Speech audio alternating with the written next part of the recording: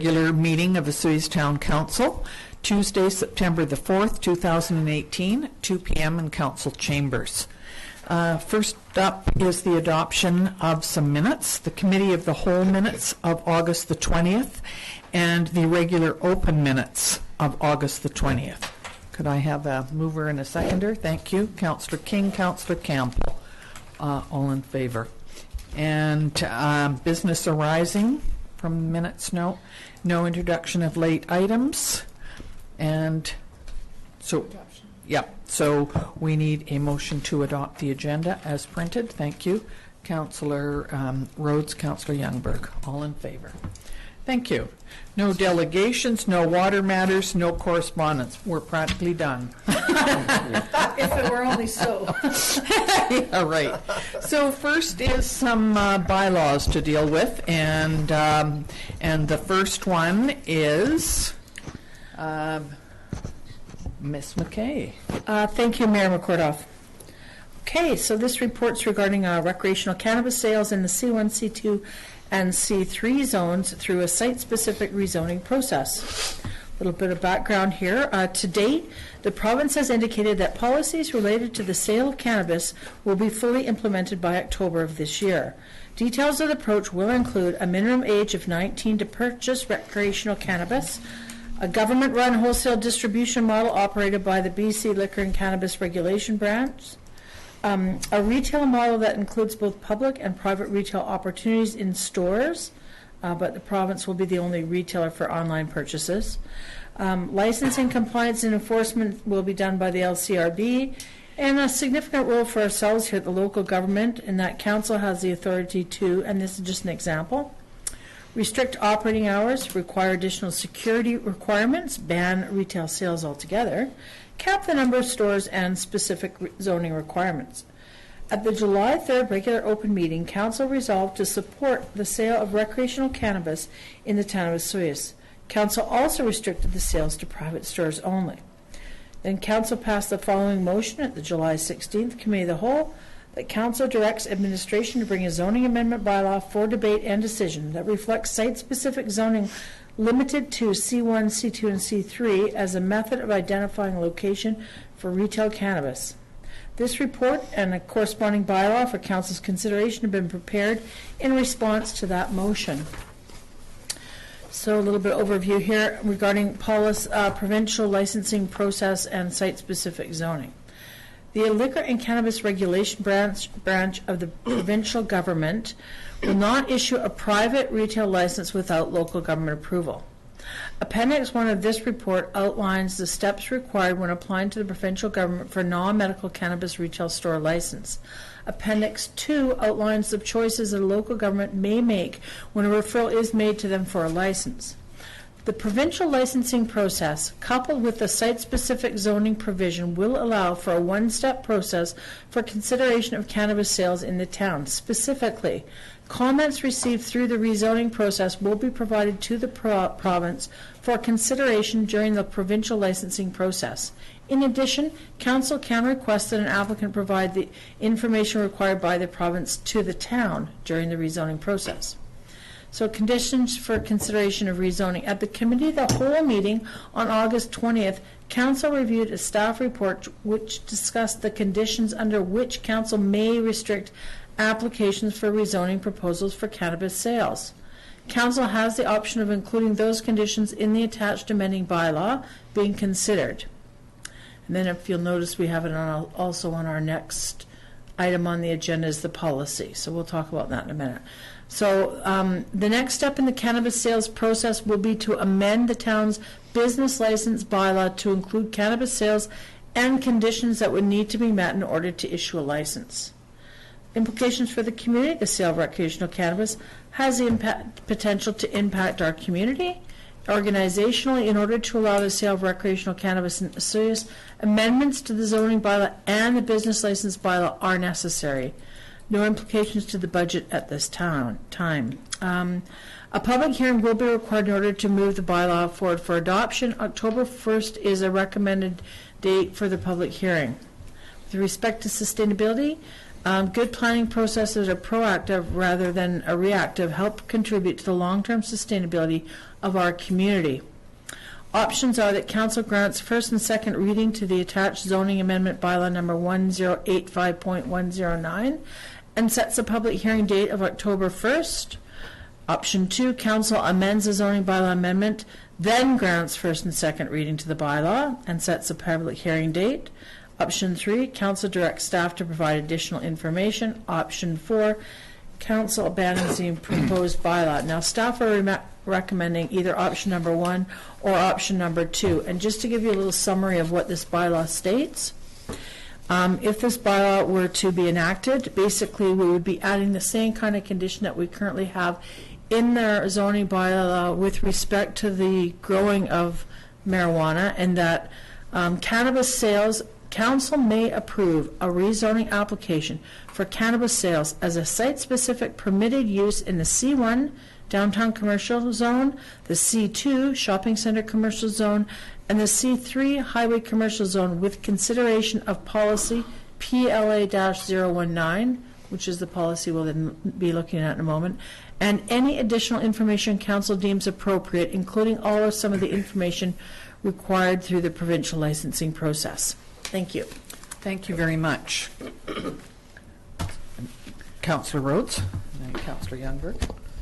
Thank you, Member Kordoff.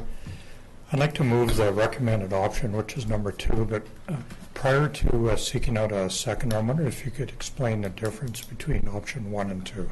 Okay. Thank you, Councillor. So option 2 basically says that you can add any conditions into the amending bylaw that you seem appropriate. So you could take, for example, some of the items identified in the policy and move them into the amending bylaw, or you could add other conditions. Like, and some of those conditions we talked previously about were, for example, not on Main Street, for example. I'm not sure. Yeah, but if you wanted to move the bylaw as is, you would look at option number 1. That's correct. Yeah, and I think we're also looking for separate motions for the public hearing date and the moving of the bylaw first and second readings, right? That's correct. Mm-hmm. Okay, so I'll change that to the recommended number 2 without the public hearing date. So just to clarify, I think you would move option 1 and would for a first and second reading, and then as a second motion set the public hearing date. Option 1 is to move the bylaw forward as it is written right now. Option 2, you would be adding or making changes to the bylaw that's being presented. Okay. So does it look like I confuse easy? It looks like I may have confused you, so for that I apologize. So option 1 would be to move the bylaw forward the way it sits right now. Okay. yeah. Then I'll rephrase that and I'll move the recommended option number 1. Are you And I'll seconding second, that? yeah. That's excluding the date? Without the date. Without- We'll do a Okay. second motion with the date. no, I Am I correct? Yeah. Thank you. So is there anybody who wishes to speak to this option, option number 1? Okay, all in favor? Against? Thank you. And that's passed. And so is there someone who would like to make a motion concerning the Public date? hearing on Yes. October 1st. Okay, And you're seconding that? Anybody wish to speak to that? Carol and then CJ. So the second motion is that we would have a public hearing, date set for October the 1st. Okay? Thank you, Mayor McCord. Yes, did you have a question? On October 1st, I presume that would be after work in the evening? That's up for discussion. You're certainly welcome to have it later on in the evening. We typically have them at 4 o'clock, 4:15. So if you feel that, given this particular issue around cannabis sales, if you felt that we want to have that later in the evening, that's an option. We could set the time. So the community's been loud and clear on their feelings on the afternoon, any public engagement, whether it's a public hearing or an open house. If we truly want to engage the residents in the community, I would strongly recommend that we go to an evening 7 p.m. meeting. I support that. And I can include that in the motion. That's So- October 1st at 7 p.m. at Sonora Center. That would be my next question. Thank you, Councillor Youngberg. Yes. Yes. Debbie is sitting right now looking at her, watching the filming. She needs to make this phone call. Okay. So we want to just give lots of advertising in advance. So would you prefer to have it at the Sonora Center?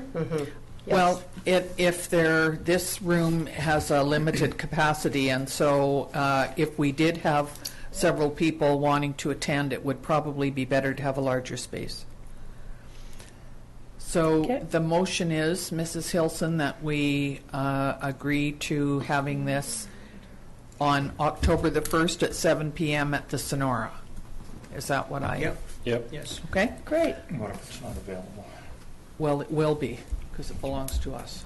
And the, excuse me, and the Doesn't it? size can be adjusted to according to if the, you know, if the mean gymnasium upstairs or isn't the gym? available, we can always go to the other room and he can take the walls out. It accommodates a lot of people. I wouldn't see us going to the gymnasium. No, No. Well, upstairs. Yeah, upstairs. Upstairs, You know, upstairs. whatever. It's Okay. way big enough. those are reserved for school closures. All right, Yeah. so we have a motion on the floor, moved and seconded, all in favor. Thank you very much. And now the second Policy. report, that would be cannabis sales retail policy. That would be you, Ms. McKay. Thank you, Ms. McCordoff. Okay, so this is regarding the policy around site-specific rezoning considerations. A little bit of background. Council passed a resolution at their July 3rd meeting in support of sale of retail recreational cannabis in the town of Osoyoos. Also restricted the sale to private stores only. And then council passed the following motion. July 16th, council directs administration to bring a zoning amendment bylaw for debate and decision, which reflects site-specific zoning. And then we also talked about at the committee of the whole on July 16th, where council passed the following motion that staff be directed to bring back policy development site selection options for retail cannabis locations. So at the committee of the whole meeting on August 20th, council provided additional direction to staff on the conditions they wanted excluded or included in the cannabis retail sales policy. This report and the attached draft policy have been prepared in response to that direction. So a little bit overview. At the committee of the whole meeting, August 20th, council requested that staff modify the draft policy presented at that meeting. Specifically, council requested that staff remove the reference to special consideration for properties fronting Main Street from Heron Lane to Park Place. The remaining conditions in the draft policy would then become the criteria that would guide council and staff when considering a site-specific rezoning proposal. With the policy in place, applicants, staff, and council could ensure that all proposals were reviewed by the same set of criteria or conditions. These conditions or criteria that council have been discussing have included proximity to schools, parks, and daycares, standalone buildings only, and parking, egress, and access.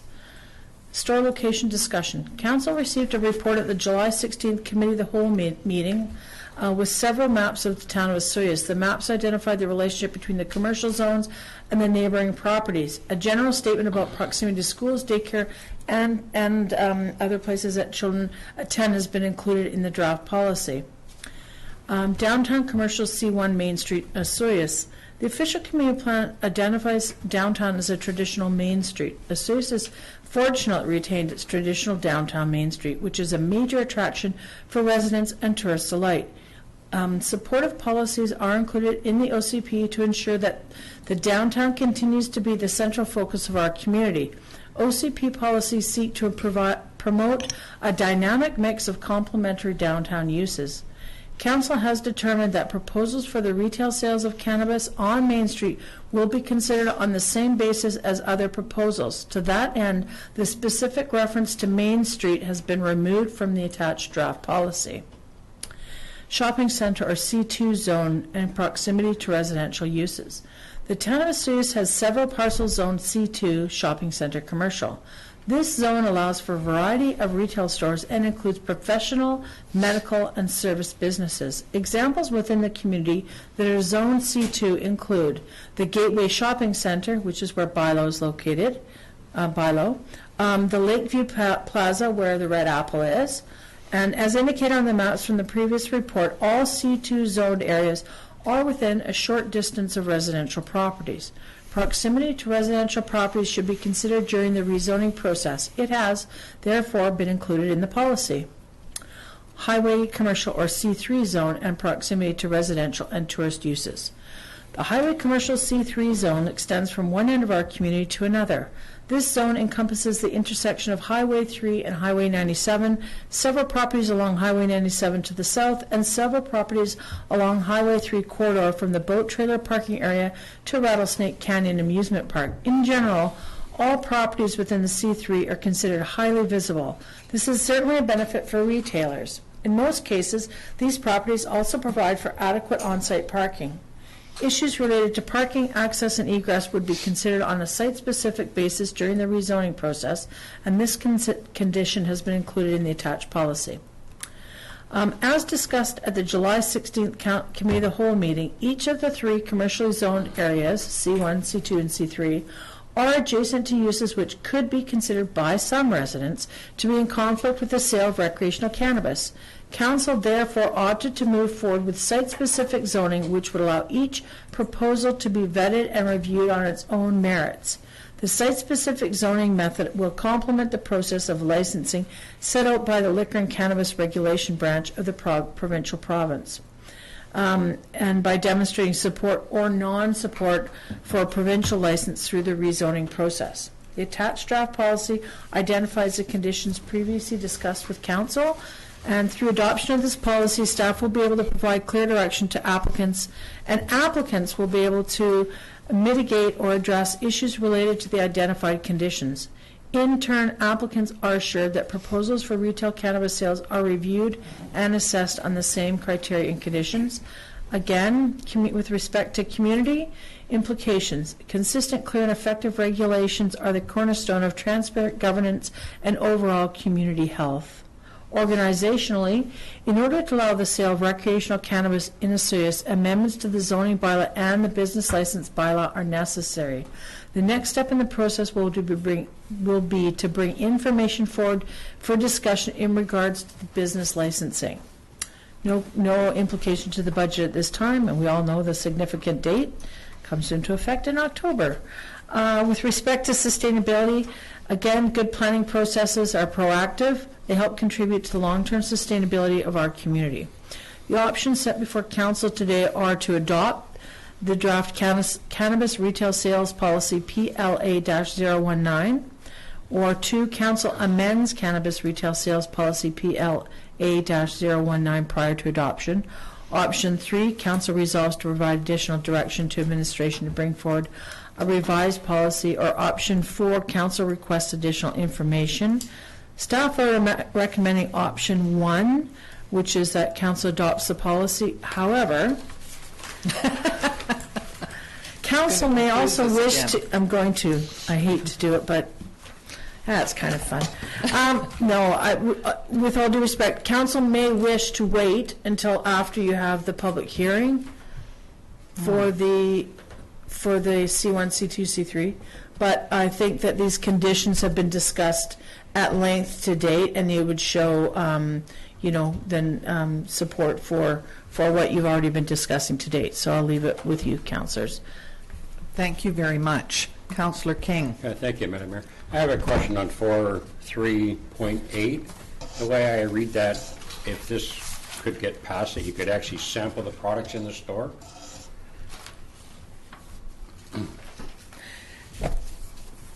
This doesn't give any approval for sampling the products.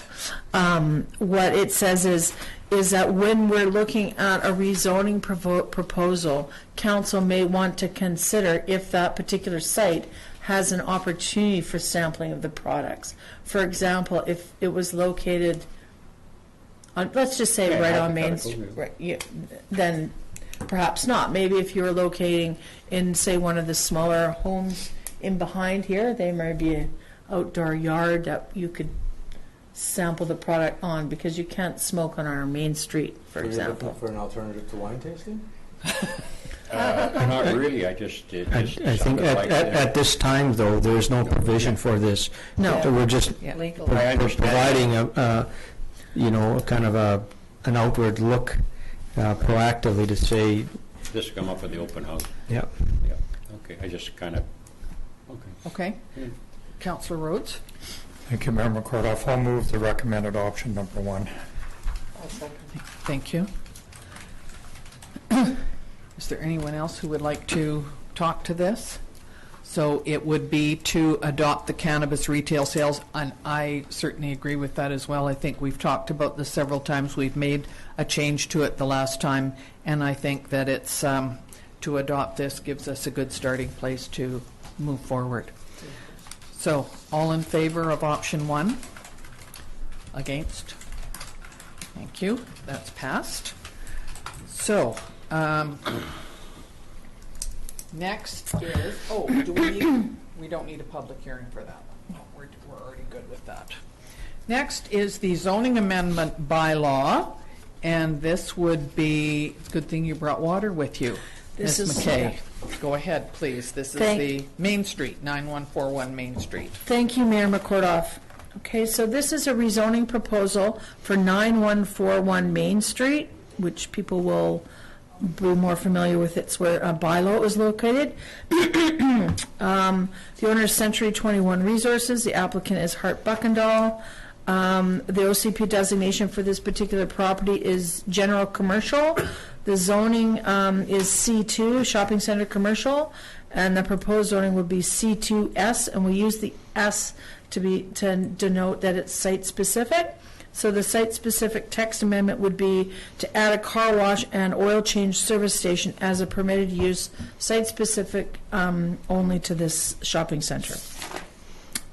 So the purpose of this report is to request that council consider zoning bylaw amendment 1085.111. The applicant is proposing to build a drive-through car wash and oil change service station in the Gateway Plaza, as shown on the attachment in your report. The proposed car wash oil change building will be located between the existing dollar store and the plaza entrance on Highway 3. The proposed car wash oil change service station is shown in Figure 1 in your report. Right here. The location is currently vacant and unpaved. And the car wash will be one of those automated ones. And then with respect to zoning bylaw context, the text amendment is required as a car wash and oil change service station is not currently a permitted use in the C2 shopping center commercial zone. This type of business is permitted under the C3 highway commercial zone and the C1 downtown commercial zone, but prohibits the use on C1 zone properties that front directly onto Main Street.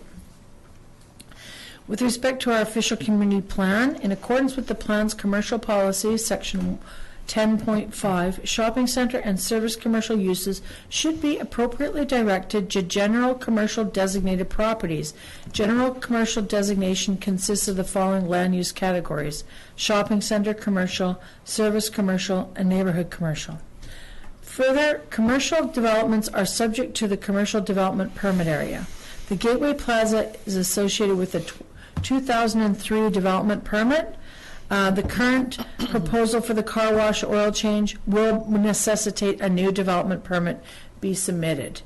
The applicant has provided renderings for the proposed building, and those are in attachment number 3 to this report. So the proposed use of the property is in conformance with the OCP policies. Analysis. The proposed building is of a smaller scale than the 4 existing commercial buildings in the Gateway Plaza and will utilize vacant, undeveloped commercial space. The owner does not anticipate the business will generate enough traffic to become an issue, and due to the nature of the drive-through business and its location in the commercial plaza, customer parking will not be of a concern. Staff note that there's currently only 1 car wash business operating in Soyuz, and there are a few automotive repair shops that can provide oil change service in town, but none in proximity to Highway 3 and 97 intersection. The proposed land use would take advantage of the town's strategic location being situated at the gateway of 2 provincial highways across from the town's tourist center, as well as being in close proximity to 4 service stations. As such, the site-specific zoning proposes a land use commonly associated with a highway commercial designation and would service both the traveling public and local residents.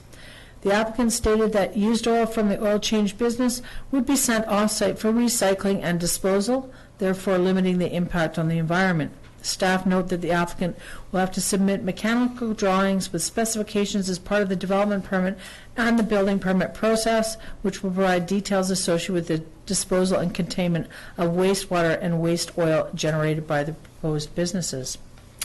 Rationale for the recommendation: staff recommends approval as the proposed rezoning will enable a new business to be established in the town gateway entrance, providing service to both residents and the traveling public.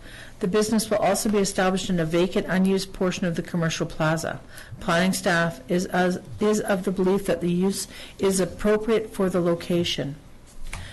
With respect to community, to promote an attractive mix of complementary commercial uses to benefit the community and provide service year-round and support continued commercial growth within a limited land base. Organizationally, the rezoning process requires a public hearing. Bylaw adoption will be placed on hold until a commercial development permit application is received and reviewed by the director. The applicant has actually submitted the rezoning application renderings, the building and elevations and site plan with the proposal. There's no impact to the budget associated with this report, and staff are proposing a public hearing date of September 17th at 4 p.m. Sustainably, town policy for commercial growth includes avoiding sprawl, development, and conversion of agricultural land by promoting highest and best uses of available commercial properties and strengthening Osoyoos as a regional service center. The options before council today are granting first and second reading to zoning bylaw amendment 1085.111 and set a public hearing date of September 17th at 4 p.m. Option 2, council rejects the zoning bylaw amendment proposal. Option 3, council requests additional information before moving forward. Option 4, council recommends any other action deemed appropriate, and staff are recommending option 1, that council grants first and second reading to zoning amendment bylaw number 1085.111 and set a public hearing date of September 17th. Thank you. Thank you very much. Councillor Campbell. Thank you, Mayor McCordoff. I'd like to move that council grants first and second readings to zoning amendment bylaw number 1085.111/2018 and sets a public hearing date of September 17th, 2018 at 7 p.m. I'll second. I don't think we can do it anymore. Right? Well, we always want separate motions for the public hearing. Okay. So we'll end that motion at 2018. at the readings of the bylaws. Yeah. Okay. And are you seconding that? Thank you. And I'll make the other Councillor motion. Youngberg. I'll make the Oh, other just a motion. minute. We've got to sorry. deal with this one first. Is there anybody who wants to speak to this? Councillor Rhodes. Thank you, Member Cordova. Just a question of clarity. The brand that you have drawn on there, is that the brand that will be used on that location, the Great Canadian Oil Change? I believe so, yes. This was provided by the applicant. Okay. Okay. Yeah.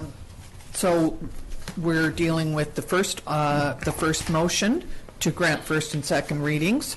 All in favor? Thank you. Now, Councillor Youngberg. Like to make the second motion that a public hearing date of September 17th, 2018 at 4 p.m. in council chambers be held That's second. regarding the first policy, or the first. So that's been moved and seconded that we have that at 4 p.m. Is there any discussion about this? Councillor Campbell. For the same reason I mentioned earlier, I'd like to see an evening hearing. So, On land use? yes, that would be, so we need to. I don't think we should be picking and choosing which hearings are important to the public. I think if we're listening to the public and their desire to be able to take part in public hearings, I think it's not really up to us to decide which ones might or might not be important to them. We do have a public hearing today, though, 4 p.m., so that is acceptable to have Pretty it standard. at 4. I certainly can understand one concerning cannabis that might generate a fair amount of concern. I'm not sure that this one would get the same number of people attending. However, I'm fine with either one. So Motion on the floor. the motion The motion's on is the floor. absolutely, the motion is on the floor. I'm just asking if Do anybody. we have a did you- seconder? Yes, Yeah, Jim. yeah, okay. Is there anybody else who would like to speak to this before we vote? Okay, so it's been recommended that we have it at 4 p.m. All in favor? Against? This is happening to you quite a lot It is today. today. Fun, haven't It you? is today. Thank you. So, now we've dealt with that one. I'm assuming we've got that one cleared up, Mrs. Hilson. All right, we're going to move on to business. Number 1, a development variance permit, 5225 Lakeshore Drive. Ms. McKay. Thank you, Mayor McCordoff. It's been busy. So this is development variance permit for 5225 Lakeshore Drive, and it's the owners, McCloskey's, are proposing to vary section 4.4.3, the maximum allowable height for an accessory building. So the purpose of this report is to request that council approve the requested variance and issuance of development variance permit 18-01, which is attached to this report. The applicant has submitted a proposal for a development variance permit to vary the town zoning bylaw 1085 maximum height requirement for an accessory building in order to increase the height of an existing garage. The 1.3 meter or 4.5 feet height increase is to accommodate a floor lift inside the existing garage. The floor lift needs a minimum internal height clearance in order to raise vehicles on ramps. As such, the existing garage door needs to be replaced with a taller garage door for additional vehicle clearance. The applicant also wishes to construct an addition to the garage. However, the addition is proposed to comply with the 4.5 meter zoning height requirement for an accessory building. So it's only for a portion of the building that they require the height variance. The garage addition would consist of a workshop with a workbench area and a tool storage area. A new drain field would be built behind the garage addition to minimize the impact of snowmelt draining from the orchard located behind the applicant's property. Therefore, the height variance is strictly for the existing garage. Staff note that zoning bylaw 1085 does not have a maximum floor area for accessory buildings or a maximum lot coverage requirement. Therefore, building sizes are limited by the shape and size of the property combined with the setbacks and the height requirement. In accordance with the town's policy in considering development variance permits, hardship, impacts, and the viewpoints of neighbors are all matters of consideration in evaluating variance requests. Some criteria from the policy applicable to the variance request includes: variance request is of the least magnitude necessary to enable reasonable use of the lot, does not substantially detract from the use and enjoyment of the adjacent land, it does not result in adverse visual impacts, and it does not have the potential to create an undesirable precedent for other properties. Attachment 2 to the report shows the general map location with associated zoning. It's noted that the property is part of a small 5-lot R1 zone subdivision, surrounded by lands located in the regional district. With Lake Osoyoos to the south and to the west, a tourist commercial zoned development and a commercial residential development. The property to the rear is an agricultural property consisting of an orchard, and figures 1, 2, and 3 of the report shows the garage is partially screened by the existing fence, the trees on the neighboring property, and by the 2-story single-family dwelling residence. Therefore, the height increase requested should not result in adverse visual impact nor cause an undesirable precedent for nearby properties.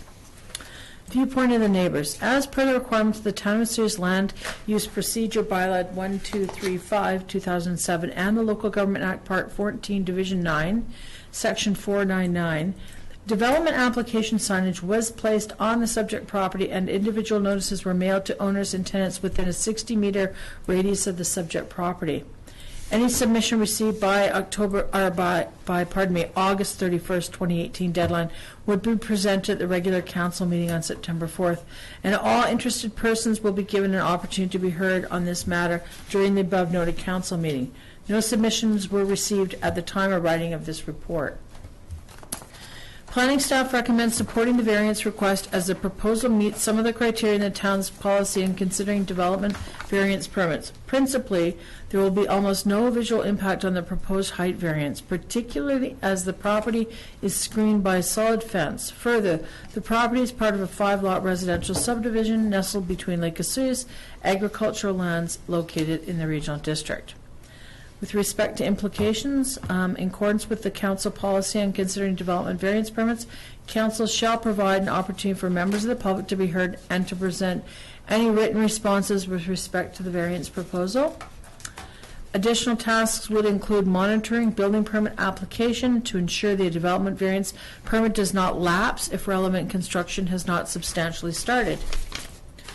Significant dates in accordance with the Local Government Act. If the holder of the development variance permit does not substantially start construction within 2 years of the issuance of the permit lapses.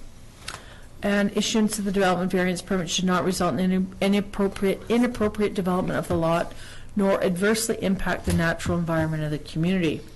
Options before council today are that council approves variance and issuance of development variance permit 10-02. Option 2, council denies the variance and the issuance of the permit. Option 3, council authorizes the issuance of the development variance permit with amendments. And council recommending option number 1, that council approve the variance and issuance of the development variance permit 1018-02. Thank you. And I believe there was one written submission. We received that.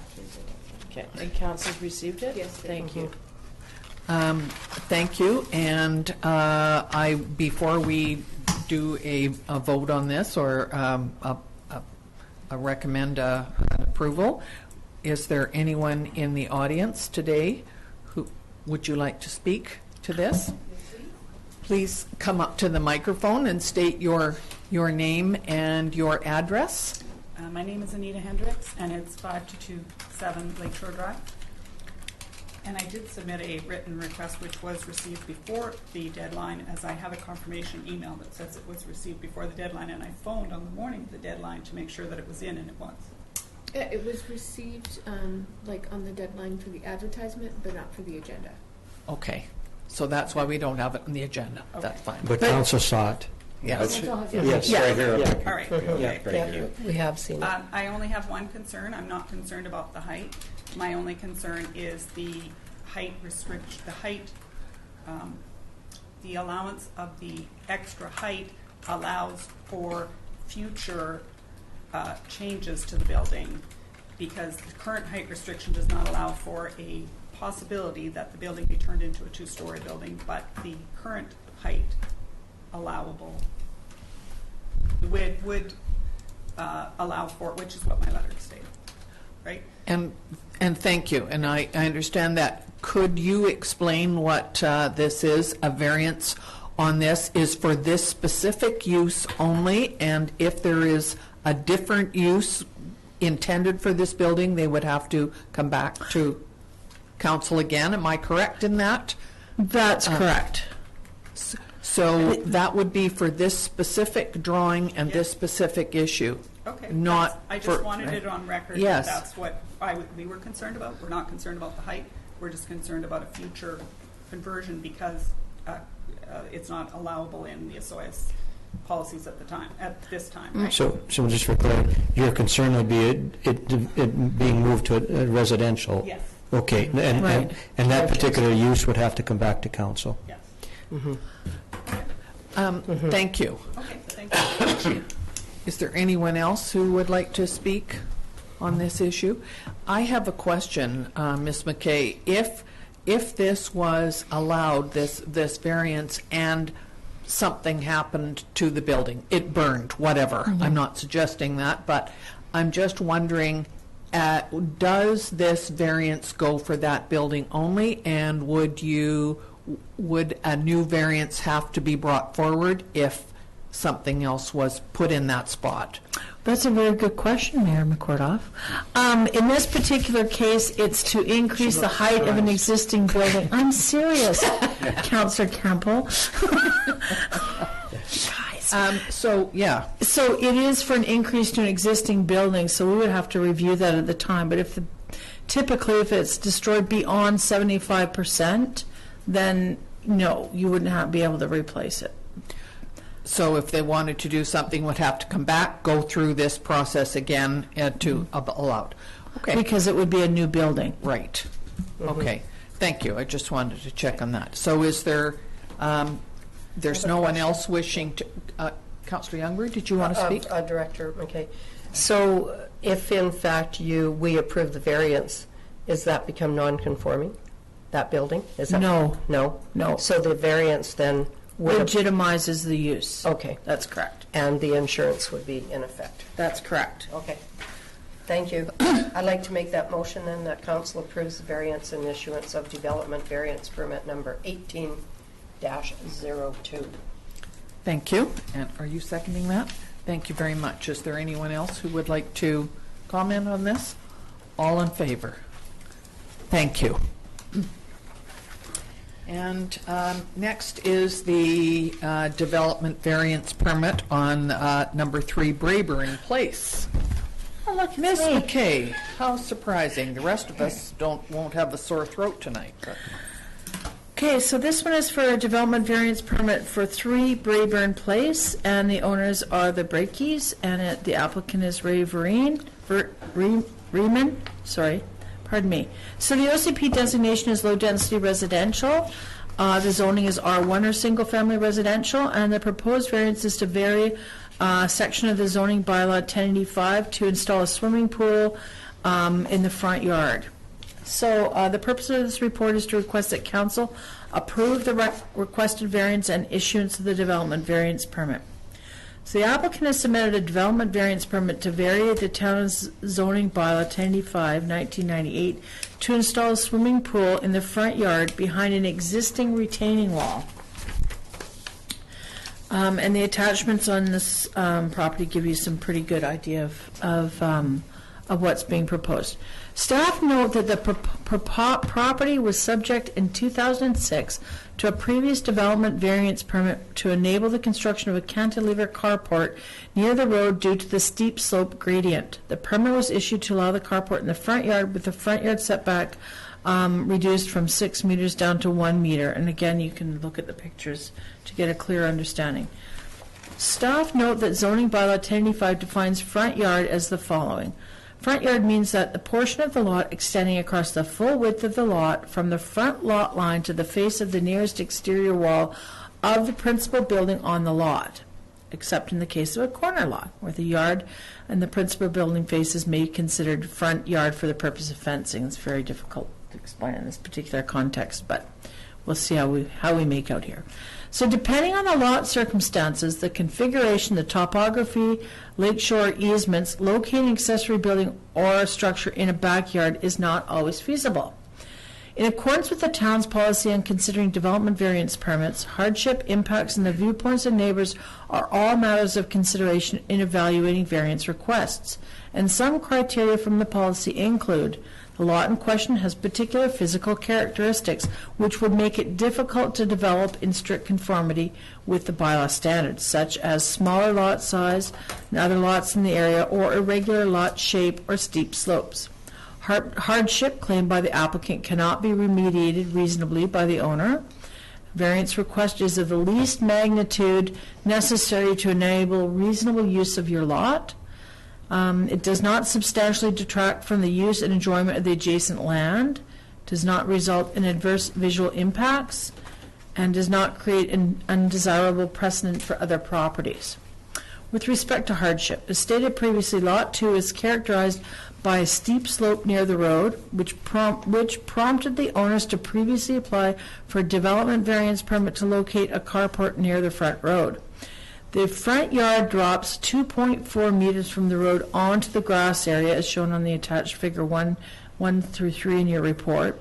Further, the family dwelling had to be confined inside the area not occupied by the easement and sewer right-of-way, leaving the front yard the only developable space left on the property to place a pool. The pool is proposed to be nestled between the patio and the rock retainer wall.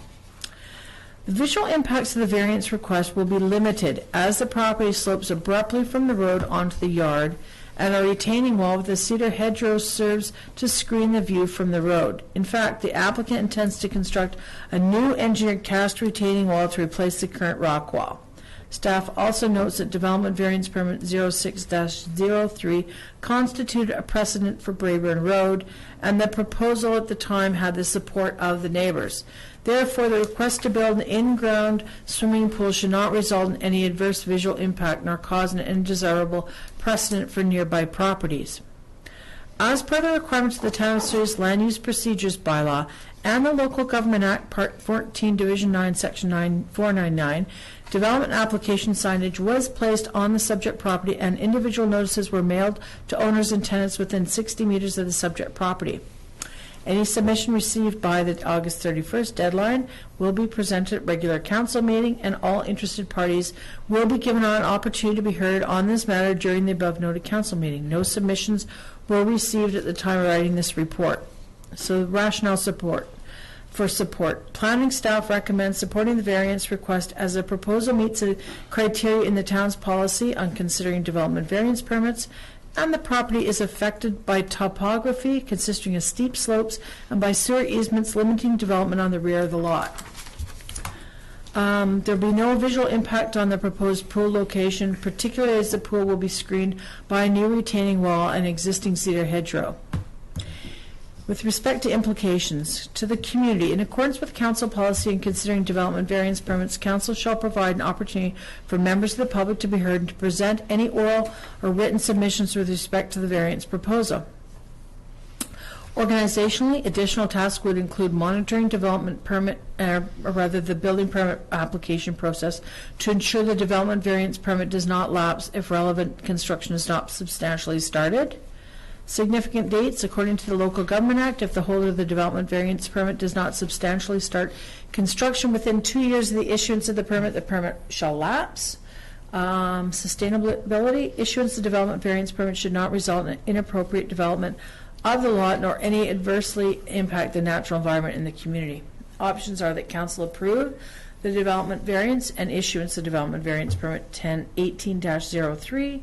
Option 2, council denies the variance and the issuance of the development variance permit. Option 3, that council authorizes the issuance of the development variance permit with amendments. And staff are recommending option 1, that council approves the development variance permit 18-013. 03, sorry. Thank you very much. Getting tired. Before we discuss this, is there anyone here today who would like to speak to this development variance permit? No? Do I have to ask 3 times? No. There's nobody else that, all right. So we will now go back to options. Councillor Campbell. Thank you, Mayor McCordoff. Before I read the option, I just want to say the reports we're seeing today, I don't know if it's just me or if it's just gotten a lot better, but the visuals we're seeing on these are really, no, honestly, like it really does give you a clear picture of what you're looking at without having to try to envision it. So thank you for that. It does make it easier to make decisions like this when you can see it that way. Having said that, I'd like to move that council approves the variance and issuance of development variance permit number 18-03. That's number 1. Councillor King, you're seconding that? Yes. Is there anyone else who would like to speak to that? All in favor of the motion? Thank you very much. That's carried. Thank you, and I appreciate you saying that, Councillor Campbell, because we've decided to include photographs in directly into the report so that people that don't necessarily have an opportunity to come to the meetings can get a better idea when they look at the agenda. That's great. Right. Good idea. Very good idea. All right. Are you ready? I'm ready. Drink of water. We have another development permit at 9141 Main Street. Miss McKay, when you're ready. Thank you very much, Mayor McCordoff, and this is a unique situation which you'll learn as we go through the process.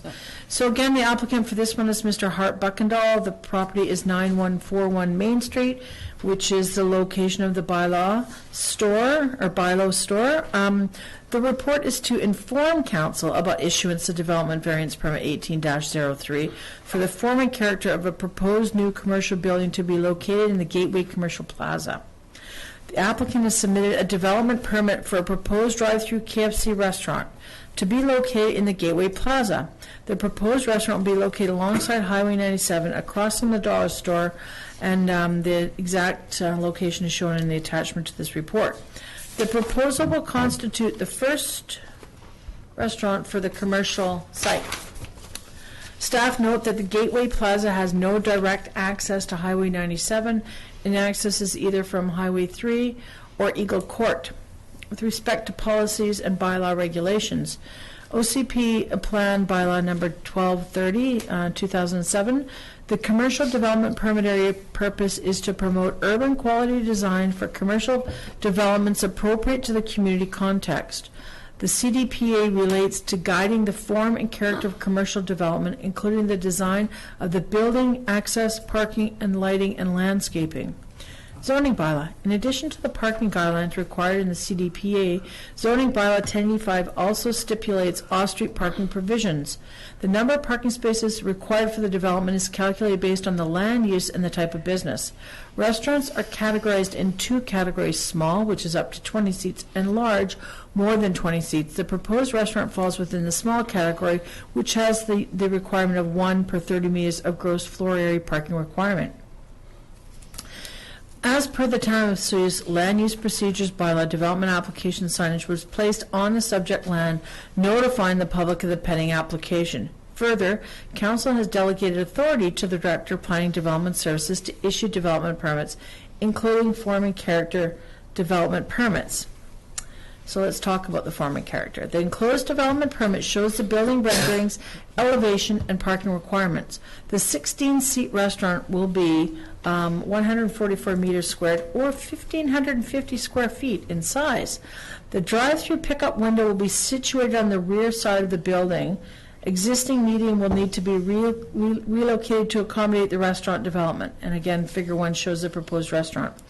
Figure 2 shows the credit union to illustrate the form and character of the existing development. The proposed restaurant color and finishes fit with the Gateway Plaza design and the CDPA guidelines, the exception being the addition of the red, colonnade, and franchise logo. The red and white colors are the trademark of the franchise. The height of the restaurant combined with the flat roof match the scale of the plaza development. The applicant provided a site parking calculation to demonstrate compliance with the zoning bylaw off-street parking requirements. Parking calculation indicates that the restaurant will require 5 stalls. 6 are being proposed in front of the restaurant, including 1 disability parking space. Staff note that the construction of the restaurant does result in the loss of existing parking spaces, but the plaza will still have enough parking spaces left to meet the requirement of 108 parking stalls. The parking calculation takes into consideration the existing commercial businesses as well as the proposed restaurant and a future business located next to the dollar store for more. So the Director of Planning Development Services has delegated approving authority for development permit, including new applications for the form and character of commercial, industrial, and multifamily residential developments, except for permits associated with the rezoning amendment. So the Director may exercise his or her discretion to consult with Council on presenting the proposal for Council input and can request Council to authorize issuance of the permit. The Director of Planning Development Service is seeking Council support in exercising her delegated approval authority to issue a commercial development permit for the form and character of a proposed KFC restaurant. The Director's concerns are more associated with the impact of the actual land use as opposed to the form and character of the development, including the fact that the restaurant is a drive-through restaurant. Further, the development will result in loss of existing parking spaces, albeit the minimum number of off-street parking space requirements for the whole plaza is still being met. With respect to community, we need to ensure that the new commercial development is of quality design and is appropriately scaled in keeping with the town's evolving character and fit with the character of the existing commercial development. Organizationally, additional tasks include conducting landscape inspection and review of the building permit for compliance with the terms of the development permit and timely construction start. No significant impacts to the budget. If the permit lapses, if substantial construction is not started within 2 years of the issuance of the development permit, an applicant wishes to start construction as soon as possible. Sustainability, the proposal is located in existing commercial plaza, will take advantage of existing development amenities and servicing, and the site is a strategic location, obviously at the confluence of 2 provincial highways.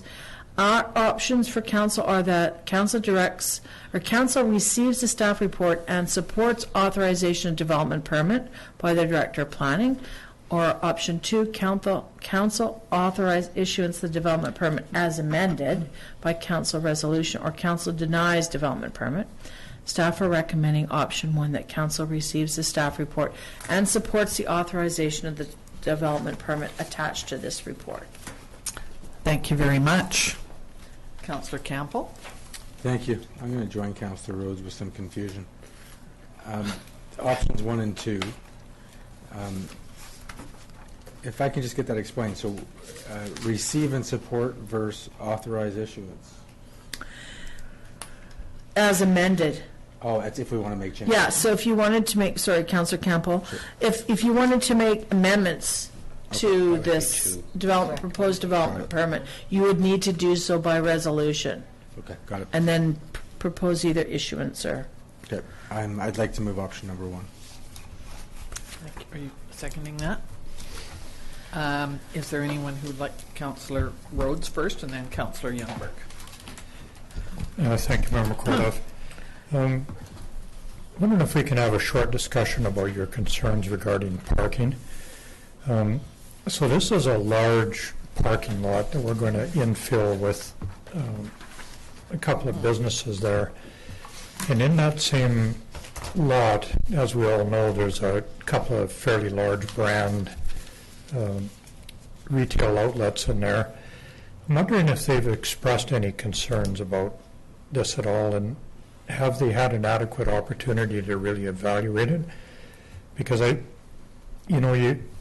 yes, they will have designated spots for the applicant's new business, but in reality, it's kind of a free-for-all in those parking lots anyway. So I'm wondering what the concerns are if they meet that 108 stall requirement. Thank you, Councillor Rhodes. I just wondered if you could maybe elaborate on that a little bit. Okay, so there's been no concerns to date expressed by any of the existing tenants in the area, and of course the sign's been up there. It's been brought to our attention by the applicant that there are a number of people that park there, in fact, that work across the street. So they may, in fact, be given notice that, they'll have to find an alternative place to park. My concern was only the reconfiguration of the parking lot, and I want to make sure that council understood what was coming forward. I didn't want suddenly them to start digging a hole in the parking lot and council go, what's going on up there? Without being brought forward to your attention and consideration.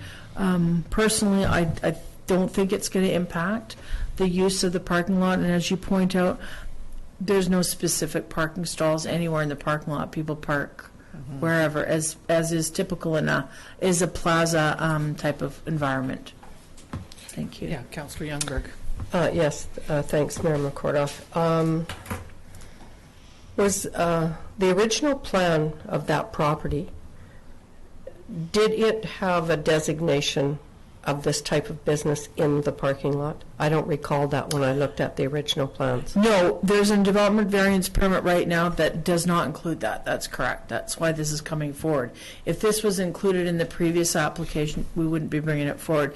And it's kind of the same thing as the car wash / oil change. If that was in the original proposal, that wouldn't have been coming forward either. No, but the original proposal was for there to be retail space there. The retail space, Right. that's correct, but not So that. I just had never seen a designation of a building in the middle of the parking lot on the original plans. It was not. Yeah. That's correct. Mm-hmm. But I could add that this is not an unusual arrangement or configuration in a parking lot. Anybody else want to? Yeah, go ahead. Just to respond to Councillor Rose and Councillor Youngberg, in quick-serve restaurants specifically, and even more so in casual dining now, that's the model we're seeing based on lack of plaza space, et cetera. So when you're driving through almost any town or city, you'll see a lot of these combination restaurants or standalone restaurants situated in what were large parking lots, centered to the parking lots. As far as concern from some of the other retailers in the area, having come from that industry in the past, the feeling when adding specifically quick-serve restaurants to an area that's already doing retail business, it's usually seen as a pretty good draw because it becomes what's the word I'm looking for, a convenience stop. People that might otherwise be passing through and stop for a bite to eat on their way elsewhere, which feeds gas stations, grocery stores, and other businesses that they might not have otherwise stopped at. So usually that specific type of business is quite welcoming in existing plazas. Competition is always good. And the bank, the credit union at the end has a drive-through part of it as well. This is not going to interfere with their drive-through section. Just asking, I don't. Thank you, Mayor McCorduff. That's a really good question too. And in fact, we did work with the. Actually, I think you had one too earlier, Mike. We did work with the applicant to make sure that it did not impact the bank, and specifically the handicap parking that's near the bank. Yes. We want to make sure that was not impacted at all by this proposal, and the building was actually shrunk down considerably during discussion. So we did work Because of that. to Good. make sure that it met the footprint that we thought was reasonable. Thank you. So, did you move? We moved option number 1, and it was seconded. All right. All in favor of option 1? Thank you very much. So you can take a break now, Ms. McKay. Thank you, Mayor McCorduff. Get some Gatorade in you. And we will welcome Mr. Davis. Thank you, Madam Mayor. Your mic's on. No? Don't worry. Yes.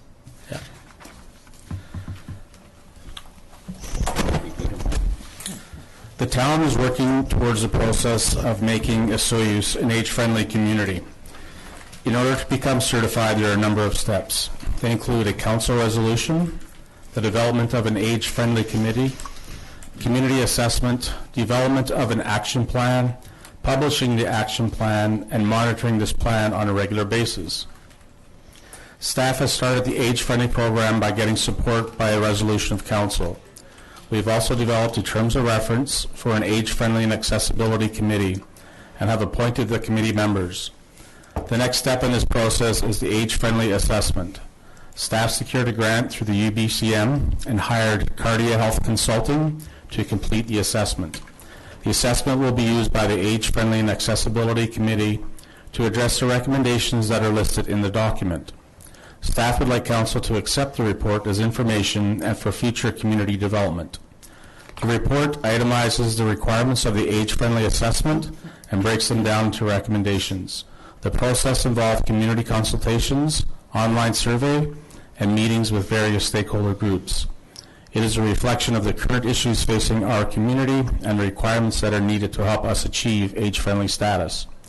In terms of implications for the community, achieving age-friendly status will provide opportunities to people to live full productive lives, organizational, just the time assisting with the consultant, a budget of $20,000, which was a grant through UBCM, and significant dates. This document will be part of the application to fulfill the criteria for age-friendly status. This will be completed ASAP. It will also be a guiding document for the committee. And sustainability. reducing barriers so people can continue to contribute and take part in all aspects of community life. The options before council: for council to accept the age-friendly assessment document as information and for future community development. And option 2, for council not to accept this document at this time. And the recommendation is option number 1. Once the age-friendly assessment report is accepted and made public, staff will proceed to complete the application for the age-friendly designation. Thank you very much. Councillor Campbell? Thank you, Mayor McCorduff. Thank you for the report and all the work that's been done on this. Am I right that the first committee meeting is coming up this week or next week? On Thursday, yeah. That's good news. So I'm really happy to see all of this happening, especially the committee that's been appointed, giving really solid representation. So I think that's amazing. I'd like to move for council to accept the age-friendly assessment document as information for future community development. You're seconding that? Before we take the vote on this, I'd just like to point out that my favorite, I'm totally in favor of this, but if you look on page 38, current age-friendly features, and it says that older adults are welcomed on town council. And that's my favorite bullet in the entire thing. Does that mean you have to have gray hair before you can get on? Staff as well. That includes you. It appear to be the case, but yeah. So we've got it moved and seconded that that we approve, that we receive this for information. All in favor? Thank you very much. Thank you. And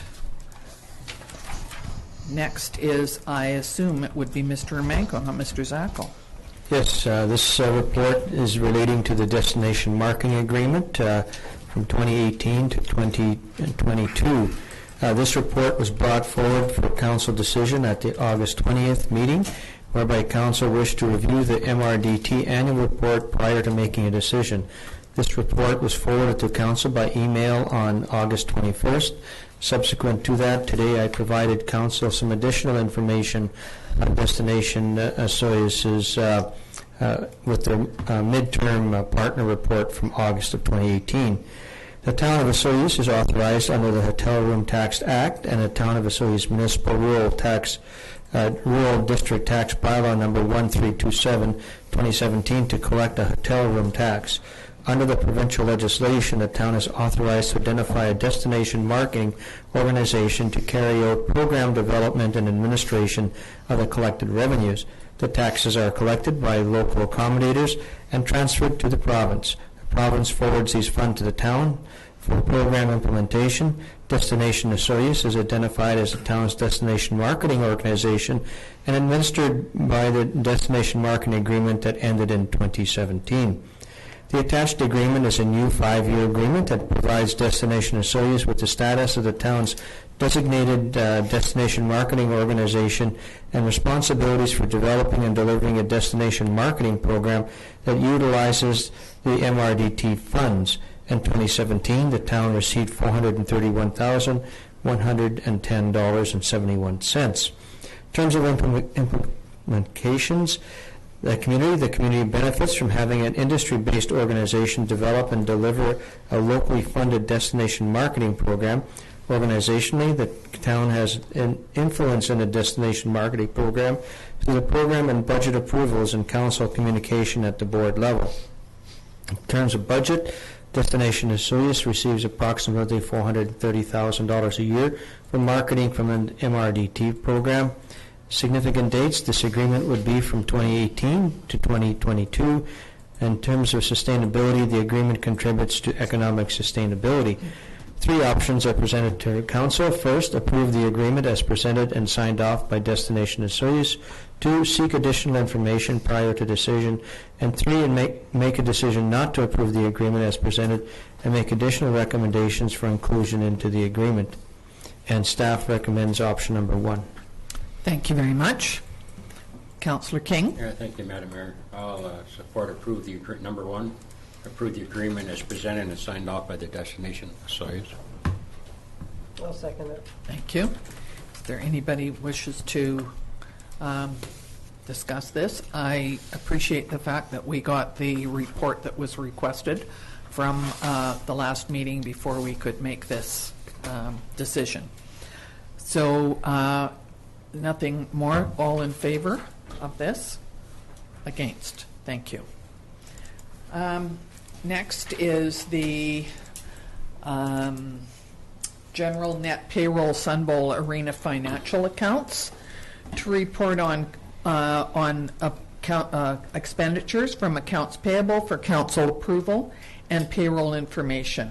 So general to date of September the 4th, general cash requirements are $587,508.53. Sun Bowl cash requirements of $11,671.61, and those would be adopted by consensus. And net payroll accounts of $99,981.11, and that's for information. So no committee reports, and we have the CAO report. Thank you, Mayor McCordoff. Just a few of the activities the administration has been involved in the last couple of weeks. Starting first in community services, the Terry Fox Run is set for Friday, September the 14th. Participation in Soyuz will run Wednesday, September 12th at the Sonora Community Center from 6 p.m. to 8 p.m. This is an opportunity for all service clubs, sports, and activity groups to show the community what they have to offer. The leisure guide is available online, hard copies to be available on Tuesday, September 4th. The annual pass sale will be held September 12th to 19th. This will reduce passes by 30%. The Age-Friendly Committee and Accessibility Committee is scheduled to meet this week, and changes have been made to the lighting at the Sun Bowl Arena to assist with reducing light pollution. In terms of corporate services, election preparation continues. Training sessions and joint meetings with the regional district and school board have taken place. Nomination period is opened at 9 a.m. this morning and will close at 4 p.m. on September 14th. Nomination documents are available at the town hall or on the town's website. The municipal ticket collections have been ongoing. We hired 2 relief clerks.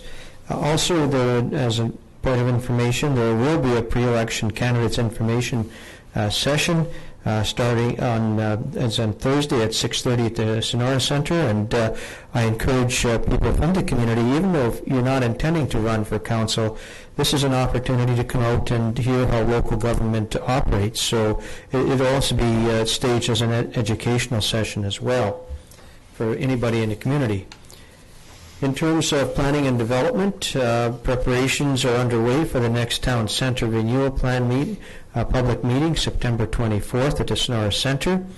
And the business license bylaws update is underway, and currently researching what other communities are doing for cannabis retail sales with respect to business license fees.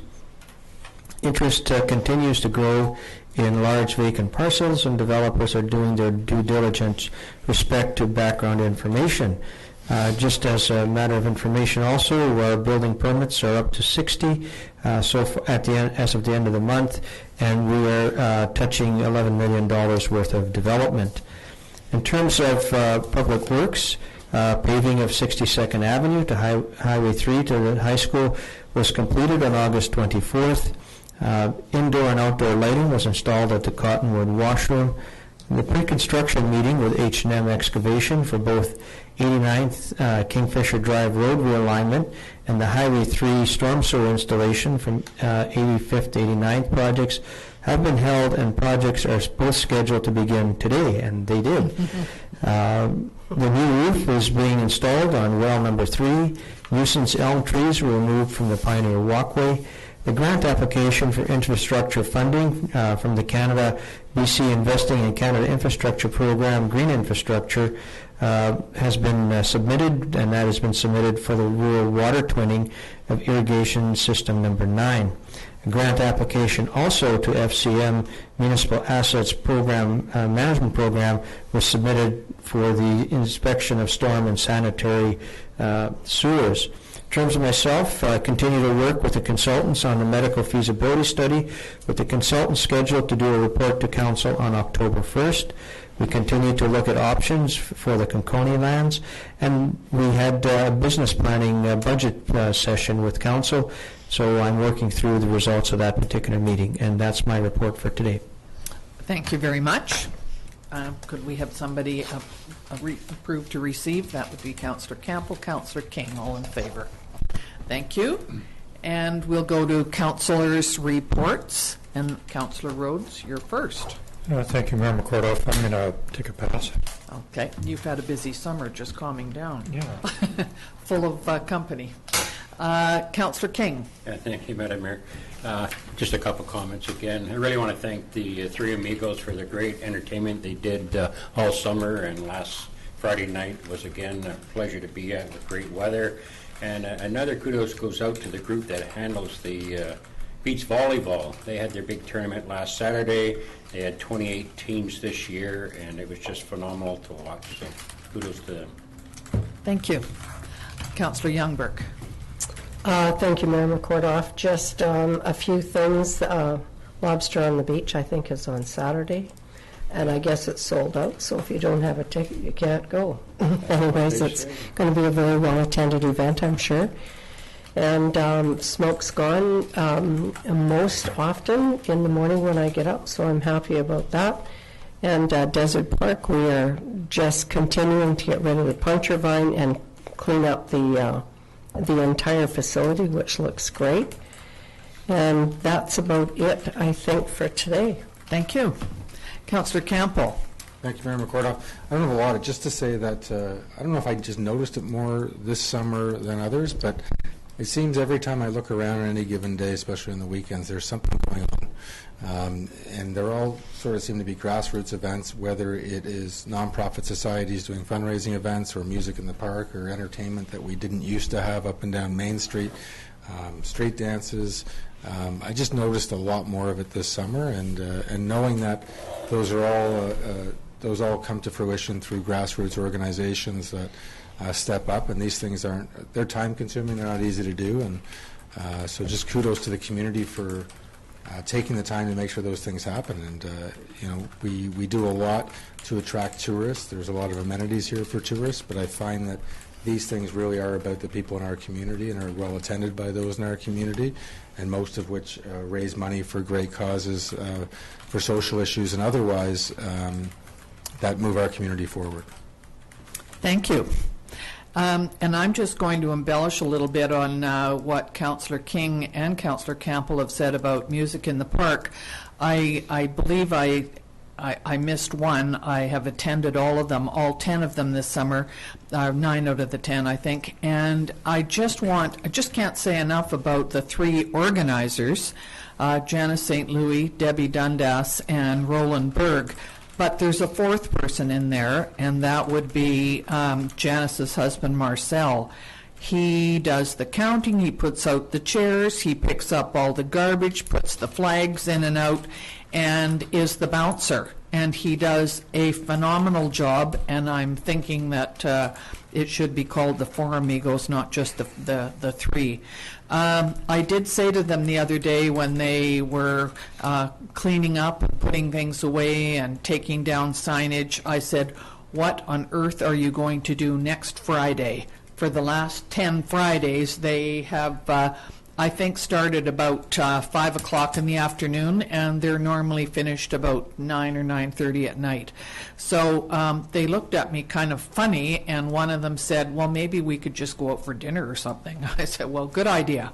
Anyway, they did announce the other day that they are doing their planning for the 2019 summer season, and they pointed out to everyone there that they would be coming to town council very soon to ask for some money.